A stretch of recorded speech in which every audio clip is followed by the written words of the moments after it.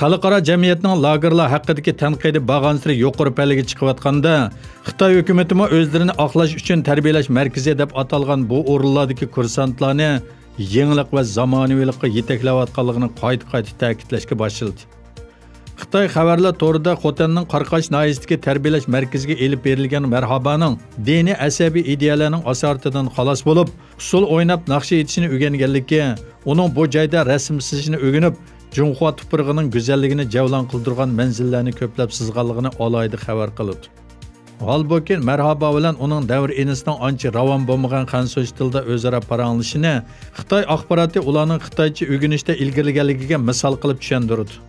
Xitoy muxbirlar yana bu joyda diniy asabiylikning ta'siriga uchragan qiz kursantlarning uzun islomiy liboslarni va hijoblarini tashlab, chash go'zalligini namoyon qilishga yuzlanganligini, shuningdek grim qilishni o'rganish orqali ayollik latofatini texmi o'zgacha aks ettirishga moyil bo'layotganligini ko'rgan.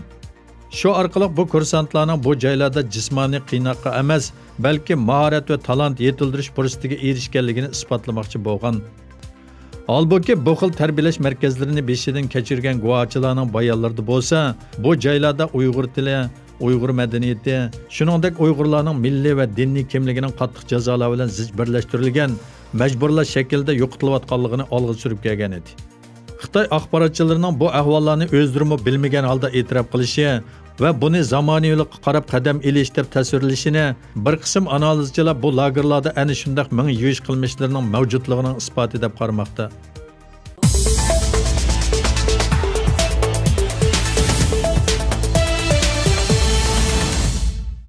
(1991-yili sobiq Sovetlar ittifoqi halok bo'lgandan keyin Qozog'istonning rahbari bo'lib kelgan Nursulton Nazarboyev 19 mart kuni Qozog'iston televiziyasida nutq so'zlab, o'zining istifa berganligini jakoladi. Angliya radio televiziya kanalining xabarida Nazarboyev nutqida o'zining mustaqil qozoq davlatining bosh ko'tarishi uchun tegishli rollarni o'ynaganligini, hamda bundan keyin islohot ishlarini davom ettirish uchun yangi bir avlod rahbarlik qatlamiga o'rin bo'shatib bermoqchi bo'layotganligini ta'kidlagan. Ammo o'zining nima sababdan istifa berganligini tilga olmagan. Nursulton Nazarboyev 1940-yili tug'ilgan bo'lib, bu yil 79 yoshga kirgan. 1989-yili sobiq Sovet ittifoqi zamonida Qozog'iston Respublikasi birinchi sekretari bo'lgan. Qozog'iston mustaqil bo'lgandan keyin ayrim-ayrim 1991-yili, 2005-yili, 2011-yili va 2015-yillik saylamda o'tib chiqib, hozirgacha prezident vazifasini o'tagan.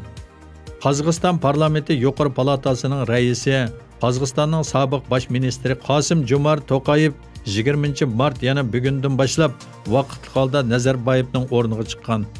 Xabarlarda To'qayevning Bejinda xanzocha o'rganganligi va Bejindagi sobiq Sovet ittifoqi elchixonasida uzun mezgil ishlaganligi alohida o'rin olgan.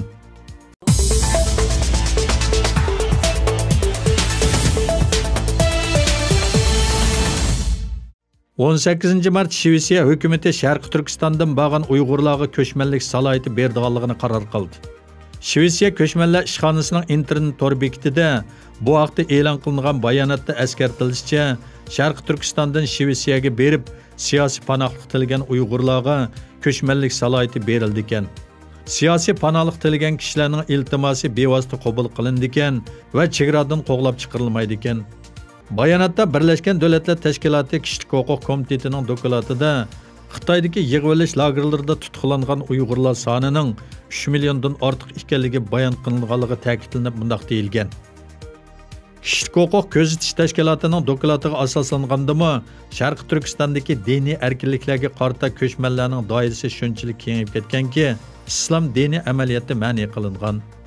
Shvetsiya Uyg'ur ma'rif jamiyatining muavin mas'uli Ahmad Tursun bu haqda e'lon qilgan bayonotida Shvetsiyaning bu qarordan to'liq xursand ekanligini, boshqa g'arb ellardan shunda qaror chiqarishini kutayotganligini aytgan.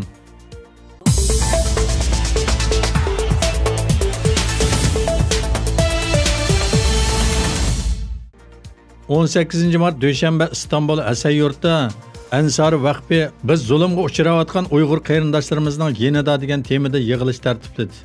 Yig'ilishda Sharqi Turkistonning jonliq shohidi bo'lgan Ruqiya Parat xonim Xitoy kommunistlarining turmushda 4 yil jarayonida tatgan azob oqibatlarini yig'in ahliga nihoyatda obrazli so'zlab berdi. 19 mart Buyuk Türkistonliklar jamiyati Sharq Turkistonlik qarindoshlarımızga vatandoshlik berishni talab qilamiz nomida bir yig'ilish o'tkazdi.